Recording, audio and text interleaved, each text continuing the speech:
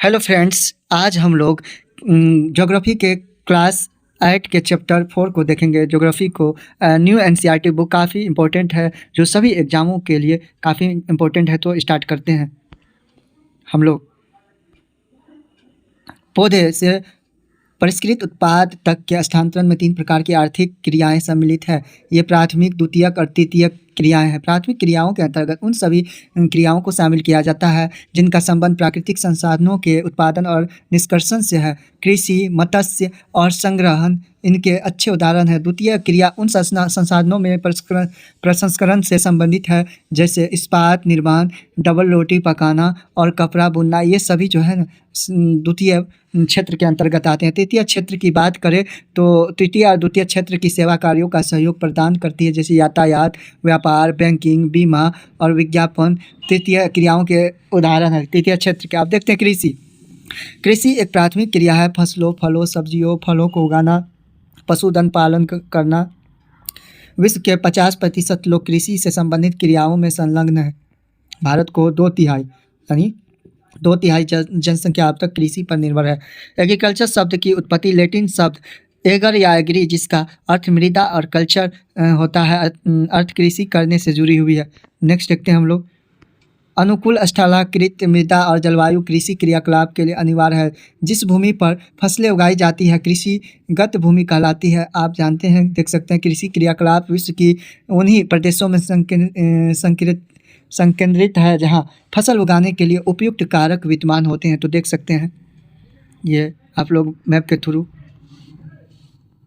अब देखते हैं हम लोग एग्रीकल्चर क्या है। एग्रीकल्चर मृदा की जुताई, फसलों को उगाना और पशुपालन का विज्ञान को एवं कला, इसे ही खेती कहते हैं, एग्रीकल्चर कहते हैं। सेरीकल्चर रेशम से है। सेरीकल्चर की रेशम कीट उत्पादन से है। रेशम के कीटों का वाणिज्यिक पालन या कृषक की आय से पूरक हो सकता है। पिसीकल्चर क्या है? मत्स्य पालन, विशेष रूप से निर्मित तालाबों और पोखरों में मत्स्य पालन है। विटीकल्चर क्या है? काफ़ी बार पूछा गया, अंगूर की खेती विटीकल्चर होता है। हॉर्टिकल्चर उद्यानों कृषि से वाणिज्यिक उपयोग के लिए सब्जियों, फूलों और फलों को उगाना हॉर्टिकल्चर कहलाता है, काफ़ी इंपॉर्टेंट है। कृषि तंत्र क्या है? कृषि या खेती के एक तंत्र के रूप में देखा जा सकता है। इसके महत्वपूर्ण निवेश बीज, उर्वरक, मशीनरी और श्रमिक जुताई आदि होते हैं। नेक्स्ट देखते हैं, आप लोग देख सकते हैं फिगर के थ्रू कृषि का कुछ पद्धति दिया है, उसको देख सकते हैं आप लोग।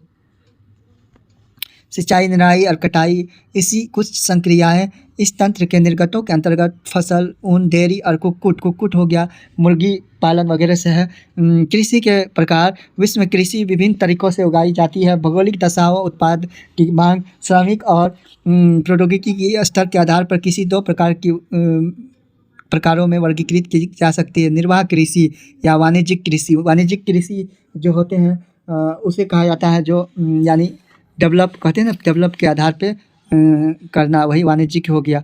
रोचक, जैविक कृषि उस प्रकार की कृषि से कृषि में रासायनिक खादों के स्थान पर जैविक खाद, प्राकृतिक प्रेरकनाशी का उपयोग किया जाता है। फसलों का उत्पादन बढ़ाने के लिए आनुवंशिक रूपांतरण नहीं किया जाता है। निर्वाह कृषि क्या? इस प्रकार की कृषि कृषक परिवार की आवश्यकताओं को पूरा करने के लिए की जाती है। पारंपरिक रूप से कम उपज प्राप्त करने के लिए निम्न स्तरीय प्रौद्योगिकी और परिवार श्रम का उपयोग किया जाता है। निर्वाह कृषि को पुनः गहन निर्वाह कृषि, आदिम निर्वाह कृषि में वर्गीकृत किया जाता है। देख सकते हैं आप लोग। गहन निर्वाह कृषि में किसान एक छोटे भूखंड पर असाधारण औजारों और अधिक श्रम से खेती करता है। अधिक धूप वाले दिनों में यह युक्त जलवायु और उर्वरक मृदा वाले खेत में एक वर्ष में एक अधिक फसलें उगाई जा सकती है। चावल मुख्य फसल होती है।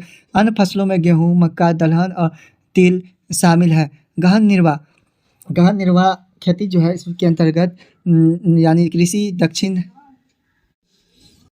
दक्षिण पूर्वी और पूर्वी एशिया के सघन जनसंख्या वाले मानसूनी प्रदेशों में प्रचलित है। आदिम क्या होता है? आदिम कहते हैं हम लोग झूम की खेती। उत्तर पूर्वी राज्य में होता है झूम की खेती भारत में।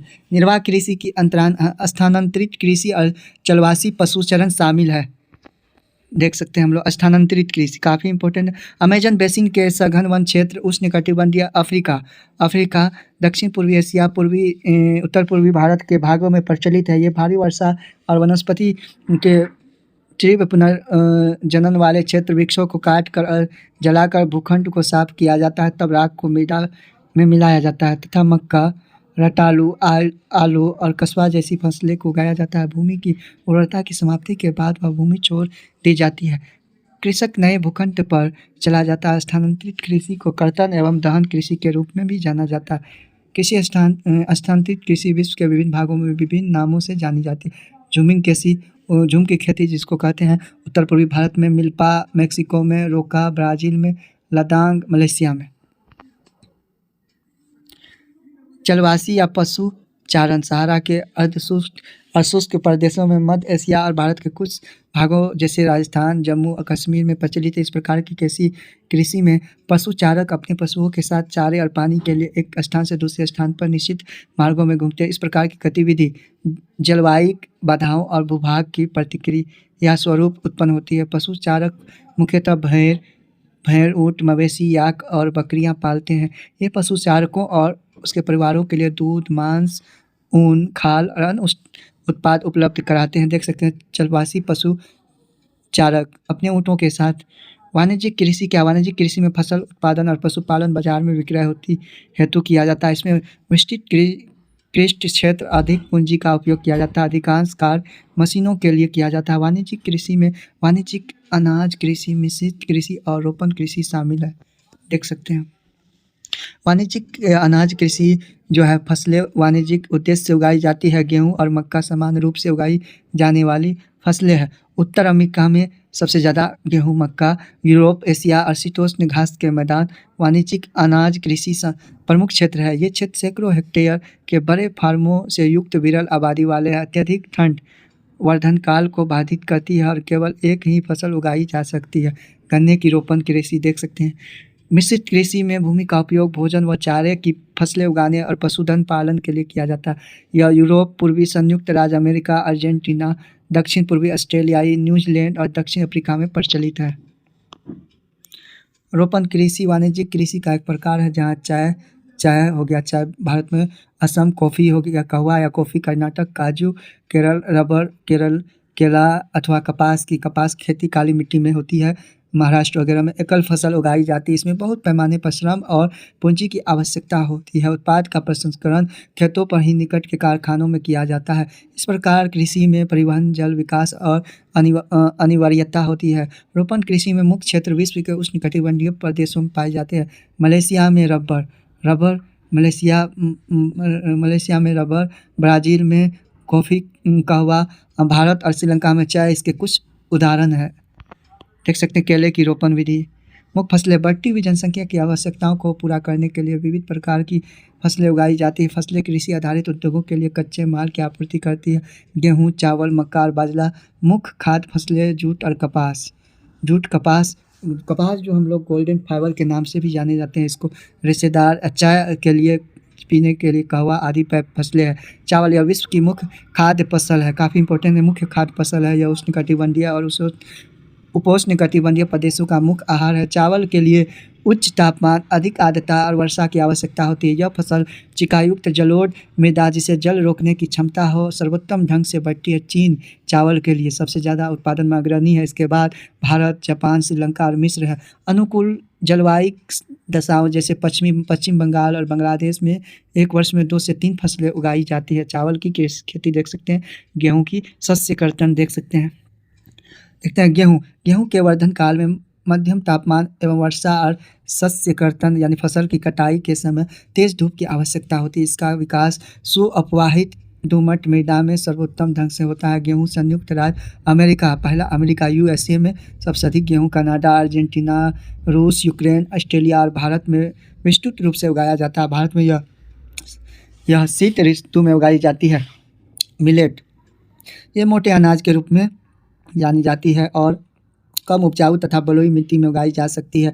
ऐसी फसल जिसमें कम वर्षा और उच्च एवं मध्यम तापमान और पर्याप्त सूर्य प्रकाश की आवश्यकता होती है। ज्वार, बाजरा और रागी भारत की बाजरे की कृषि देख सकते हैं में उगाए जाते हैं। नाइजीरिया, चीन और नाइजर के अन्य उत्पाद देश है। मक्का, इसके लिए मध्यम तापमान, वर्षा, अधिक धूप की आवश्यकता होती है। इसे ही सुअपवाहित उपजाऊ मृदा की आवश्यकता होती है। मक्का उत्तर अमेरिका, ब्राज़ील, चीन, रूस, कनाडा, भारत और मेक्सिको में उगाई जाती है। मक्के की कृषि देख सकते हैं। कपास इसकी वृद्धि के लिए उच्च तापमान, हल्की वर्षा, 200 से 210 पाल रहित दिन और तेज चमकीली धूप की आवश्यकता होती है। यह काली जलोढ़ मिट्टी में उगाई जाती है। भारत में बात करें तो सबसे ज़्यादा महाराष्ट्र, गुजरात, उसके बाद आंध्र प्रदेश सर्वोत्तम उगाई जाती है। चीन, संयुक्त राज्य अमेरिका, भारत, पाकिस्तान, ब्राज़ील और मिस्र कपास की अग्रणी यूएसए अग्रणी है। चीन सबसे आगे है।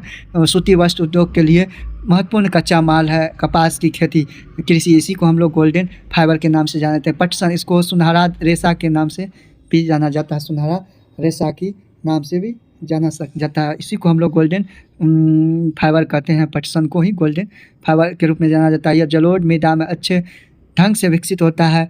इसे उच्च तापमान, भारी वर्षा, आर्द्र जलवायु और आवश्यकता होती है। यह फसल उष्णकटिबंधीय और उगाई जाती है। भारत और बांग्लादेश में सबसे ज़्यादा पटसन अग्रणी है। नेक्स्ट देखते हैं कॉफ़ी। इसके लिए गर्म एवं आर्द्र जलवायु और सुअपवाहित दोमट मृदा आवश्यकता होती है। इस फसल की वृद्धि के लिए पर्वतीय ढाल उपयुक्त होती है। ब्राज़ील में कॉफ़ी के लिए बहुत फेमस है, उत्पादक है। इसके पश्चात कोलंबिया और भारत में है। कॉफ़ी की खोज के विषय में विभिन्न कहानियाँ प्रचलित है। लगभग 850 ईस्वी में काल्डी नामक एक अरबवासी जो बकरा चराने वाला था, अपनी बकरियों की अनोखी उछल कूद और हरकतें को देखकर परेशान था। एक दिन उसने उस सदाहरित पौधे की फलियों को चख कर देखा जिन्हें उसकी बकरियां प्रतिदिन खाया करती थी। उसने आनंद की भाव का अनुभव करने के बाद अपनी खोज के विषय में संसार को बताया। इस तरह से आगे देखते हैं हम लोग चाय। असम में सबसे ज़्यादा बागानों में उगाई जाने वाली एक पीने वाला फसल है। इसकी कोमल पत्तियों की वृद्धि के लिए ठंडी जलवायु और वर्ष भर संवितरित उच्च वर्षा की आवश्यकता होती है। इसके लिए सुअपवाहित दोमट मृदा और मंड ढाल की आवश्यकता होती है। पत्तियों को चुनने के लिए अधिक संख्या में श्रमिकों की आवश्यकता होती है। चाय की रोपण कृषि देख सकते। कृषि विकास का संबंध बढ़ती जनसंख्या की बढ़ती मांग को पूरा करने के लिए कृषि के उत्पादन को बढ़ाने की दिशा में किए जाने वाले प्रयासों से है। यह कई तरीकों से प्राप्त किया जा सकता है, जैसे बोए गए क्षेत्र में विस्तार करके, बोई जाने वाली फसलों की संख्या बढ़ाकर, सिंचाई सुविधा में सुधार करके, उर्वरकों और उच्च उपज देने वाले बीजों का प्रयोग करके। मशीनीकरण की कृषि के विकास का एक अन्य पहलू है। कृषि के विकास का चरम लक्ष्य खाद्य सुरक्षा को बढ़ाना। कृषि का विकास विश्व के विभिन्न भागों में विभिन्न गतियों से हुआ है। अधिक जनसंख्या वाले विकासशील देश अधिकतर गहन कृषि कहते हैं, जो छोटी जीतों का सामान्यतः जीविकोपार्जन के लिए फसलें उगाई जाती है। बड़े जोते वाणिज्यिक कृषि के लिए अधिक उपयुक्त होती है, जिससे संयुक्त राज्य अमेरिका, कनाडा, ऑस्ट्रेलिया में आओ हम देखते हैं कुछ तो भारत और दूसरे संयुक्त राज्य अमेरिका में वस्तु स्थिति अध्ययनों की सहायता से विकासशील और विकसित देशों की कृषि में विषय के बारे में खाद्य सुरक्षा तभी बनी रहती है जब किसी व्यक्तियों को क्रियाशील और स्वस्थ जीवन जीने के लिए आहार की आवश्यकता होती है। प्राथमिकता के आधार पर हर समय पर्याप्त, सुरक्षित और पौष्टिक खाद्य पदार्थ की सुविधा उपलब्ध है। भारत का फॉर्म के बारे में देखेंगे। भारत का एक फॉर्म उत्तर प्रदेश के गाजीपुर जिले में आदिलाबाद एक छोटा सा गांव है। मुन्ना लाल इस गांव का छोटा सा किसान है। उसके पास लगभग 1.5 हेक्टेयर का एक फॉर्म है। उसका आवास मुख्य गांव में वह अधिक उपज देने वाले बीजों को बाजार में वर्षों के काउंटर में खरीदता है। उसकी भूमि उर्जार वह वर्ष में कम से कम 2 फसलें सामान्यतः गेहूँ या चावल और दालें उगाता है। किसान अपने मित्रों और बुजुर्गों के साथ सरकारी कृषि अधिकारियों से कृषि कार्यों के संबंध में सलाह लेता है। वह अपने खेत की जुताई के लिए भाड़े पर ट्रैक्टर लेता है। यद्यपि उसके कुछ मित्र भी बैलों से खेतों को जोतने की विधि पर प्रयोग करता है। श्रमिक खेत की एक नलकूप जिसे वह अपने खेत जोतते हुए किसान को देख सकते हैं। खेत की सिंचाई के लिए भाड़े पर लेता है। मुन्ना लाल के पास 2 भैंस और कुछ मुर्गियाँ थी। वह निकट के शहर में स्थित सहकारा भंडार में दूध बेचता है और वहाँ एक सदस्य और सहकारी समिति उसके जानवरों के चारे के प्रकार, पशुधन और स्वास्थ्य के सुरक्षात्मक उपायों और कृत्रिम गर्भाधान के संबंध में सलाह देती है। कृषि के विविध कार्यों में परिवार के सभी सदस्य उसकी सहायता करते हैं। कभी कभी वह बैंक और कृषि सहकारी समिति में बीजों की उपज वाली किस्मों और औजारों को खरीदने के लिए ऋण लेता है। वह अपने उत्पाद को निकट के शहर स्थित मंडी में बेचता है। अधिकांश किसानों के पास भंडारण सुविधा की कमी होती है, इसलिए वे बाजार के अनुकूल न होने पर अपने उत्पादकों को बेचने के लिए विवश होते हैं। हाल ही में वर्षों सरकार के भंडारण की सुविधाओं के विकास के लिए कुछ कदम उठाए गए। भारत की खेत देख सकते हैं। अमेरिका का फॉर्म संयुक्त अमेरिका में एक फॉर्म का औसत आकार भारतीय फॉर्म की तुलना में बहुत बड़ा होता है। संयुक्त राज्य अमेरिका में एक प्रारूपिक फॉर्म का आकार 250 हेक्टेयर होता है। किसान सामान्यतः फॉर्म में लगभग मक्का, सोयाबीन, गेहूँ, चुकंदर यहाँ उगाने जाने वाले महत्वपूर्ण फसलें हैं। संयुक्त अमेरिका में मध्य पश्चिम में स्थित आयोवा राज्य के एक किसान जो होरन के पास 300 हेक्टेयर भूमि है, वह अपने खेत में मक्का तब उगाता है जब आश्वस्त हो कि मृदा और जल संसाधन का फसल की आवश्यकता को पूरा कर देंगे। फसल को नुकसान पहुंचाने वाले सर्पिलकों पर नियंत्रण के लिए उपाय किए जाते हैं। समय समय पर वह मृदा के नमूनों को मृदा परीक्षण प्रयोगशाला में जांच के लिए भेजता है। उसे में पर्याप्त पोषण या नहीं परिणाम जो होरन को वैज्ञानिक उर्वरक उत्पादन की योजना बनाने में मदद करते हैं। उसका कंप्यूटर उपग्रह से जुड़ा हुआ है जो उसे उसके खेत की यथार्थ तस्वीर देता है। यह रासायनिक उर्वरकों और कीटनाशकों का आवश्यकता अनुसार प्रयोग करने में उसकी मदद करता है। वह ट्रैक्टरों, बीज बोने की मशीनों, नाशकों का छिड़काव देखते हैं। समतलक संयुक्त हार्वेस्टर और थ्रेशर का उपयोग कृषि संबंधी विविध संक्रियाओं में करता है। अनाज स्वचालित अन्न भंडार में संचित किए जाते हैं अथवा बाजार अभिकरणों यानी मार्केट एजेंसियों में भेजे जाते हैं। संयुक्त अरब राज्य अमेरिका में किसान एक व्यवसायी की तरह काम करता है, न कि एक खेतिहर किसान की तरह। देखते हैं अमेरिका में फार्म मशीनीकृत खेती करते हैं। इस तरह से आज हम लोग कुछ इम्पोर्टेंट क्वेश्चन को देखेंगे जो है। तो स्टार्ट करते हैं। कृषि क्या है? कृषि क्या है? जैसे कि हम लोग फसलों, फलों, सब्जी और फूलों को उगाना जो है ना, उगाना ये पशुधन जैसे प्राथमिक क्रिया को ही हम लोग कृषि कहते हैं। कृषि कहते हैं। नेक्स्ट क्या है? उन कारकों का नाम बताएं जो कृषि से प्रभावित कर रहे हैं। क्या कौन कौन कारक है? तो स्थलाकृत मृदा, जलवायु, ये सब जो होते हैं ये प्रभावित करते हैं। स्थानांतरित कृषि क्या है? इस कृषि से क्या हानियाँ हैं? तो कृषि का वह तरीका जिसमें वृक्षों को हम लोग जो है ना काट कर या जलाकर भूखंड को साफ किया जाता है और राख जो होते हैं, राख जिसमें पोटास होते हैं को मृदा में मिलाया जाता है और भूमि गुणवत्ता को समाप्त हो जाने पर उस जगह को छोड़कर किसी नई जगह पर कृषि की जाती है। उसे ही हम लोग स्थानांतरित या झूम की खेती कहते हैं। उत्तर पूर्वी क्षेत्र में काफ़ी होता है। चौथा क्या? रोपण कृषि। क्या रोपण कृषि? हम लोग ऐसी वाणिज्यिक कृषि जिसमें चाय का हुआ, काजू, रबर, केला, कपास जैसी फसलें उगाई जाती हैं, उसे ही हम लोग कहते हैं रोपण कृषि। सरकार किसानों को कृषि के विकास में किस प्रकार मदद करती है?